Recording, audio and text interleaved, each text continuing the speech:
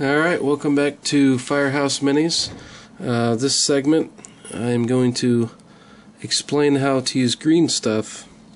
As you can see here on a Terminator, I don't know if you can see it very well, but I've added some green stuff. I've actually used one of my sculpting tools to put green stuff on and then kind of stipple where it is, just to make it look like a plagued, mossy, just nasty look all over this Terminator.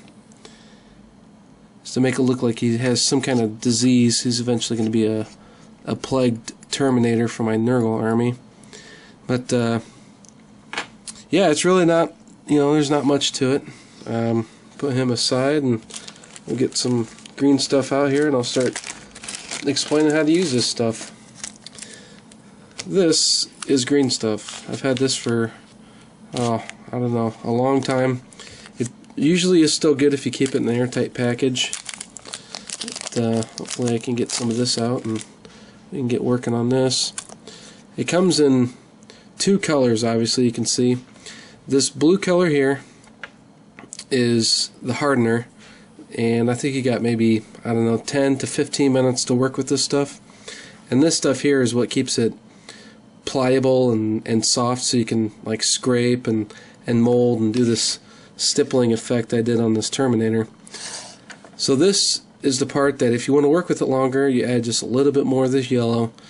But if you know exactly what you want to do and you know how to do it, use just a little bit more of this blue stuff. It'll harden up a lot faster and you'll be able to prime that model without having the green stuff crack on you once it starts to dry through the prime. Because I have actually had that happen. So we'll actually cut just a tad bit off here.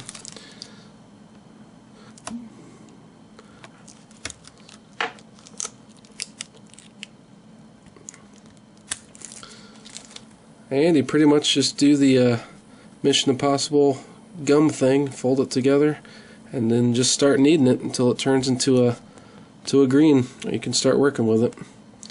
It'll actually take a minute.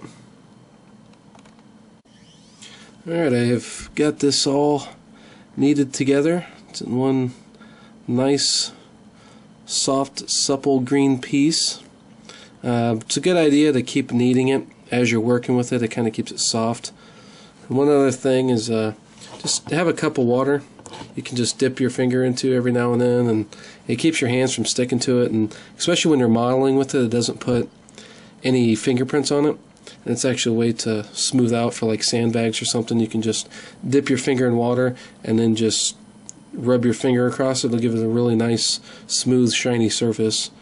But fingerprints, I mean, on a model this small, a huge fingerprint, I mean, that's going to be pretty noticeable. So you want to keep your hands, or at least your fingers or anything else you're working with it, wet.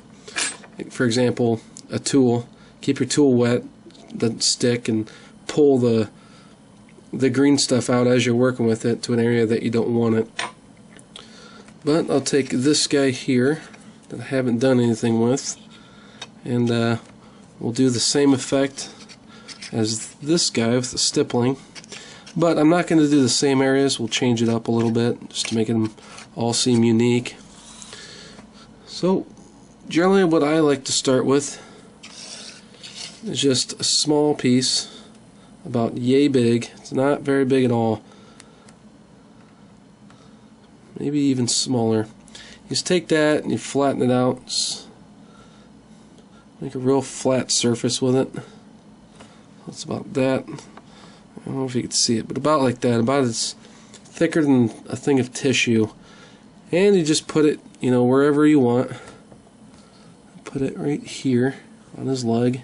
Kind of mash it in a little bit.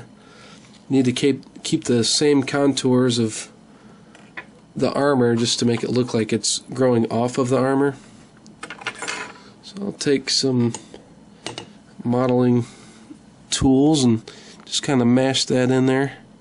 Spread it out. Get rid of this little cleft that's right here. I don't know if you could see it, but oh yeah, you can. There's a nice little cleft that's just about right there. You want to take that and just pull that over, because you don't want that once you start, it starts getting in there. getting mottled. Doesn't look very good, I don't think. But you just mash it up into the armor. You want to make it look, like I said, it's growing off of the armor. Sometimes it's hard to stick on this plastic. Well, just kind of mash it in there and just keep working with it.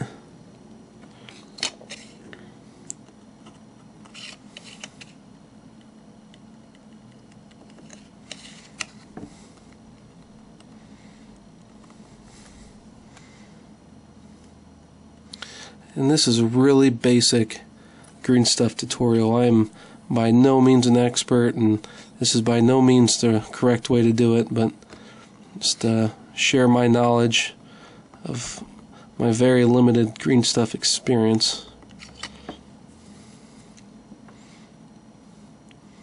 This here is a pin. It's real nice. It's really sharp. It makes it good for, like, when you're stippling, you can just go like this and this and this and this, and just go back and forth with it, and it puts that real nice stippling effect like the other termy I've got over there. Just keep mashing it in there and making it look like it's not a giant flat piece of green stuff. Alright, that looks pretty good. Now, the next part I do is I take these little tweezers here, and this is probably the most basic green stuff tip ever. You just take that and you just mash it in there. Just make little dots, just random little dots everywhere. I think it gives it that good plague effect. Sometimes you'll have some that comes off like this a little bit. And who knows, there might be sometimes that it actually doesn't stick at all. It might be even better to just take that little piece off and put it back into the green stuff bank. But, I mean, it's pretty self-explanatory, really. Just stipple away.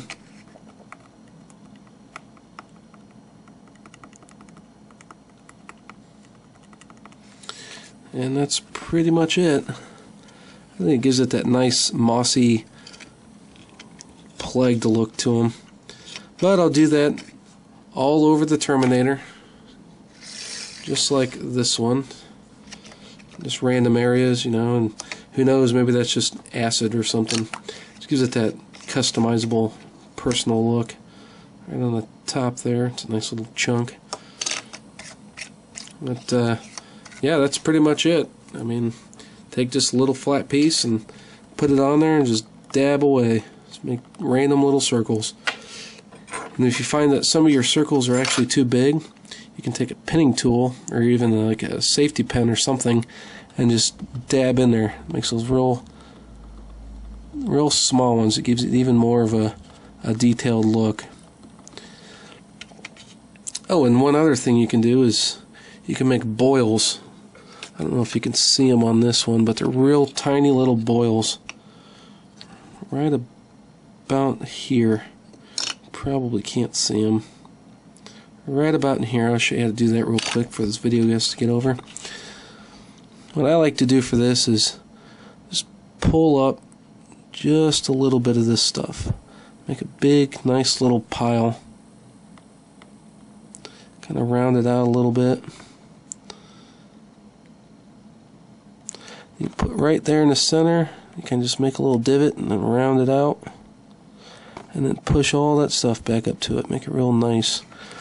I think it actually helps the detail aspect of it if you connect boils, not just have random single boils all over them.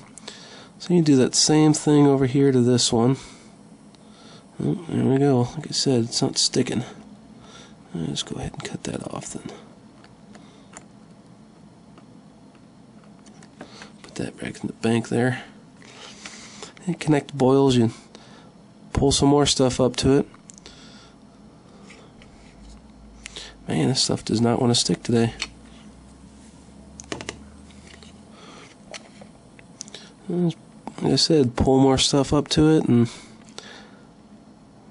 just pull that stuff down. Make a little ridge, round it out, make it look just like a little boil. This is real basic stuff, guys.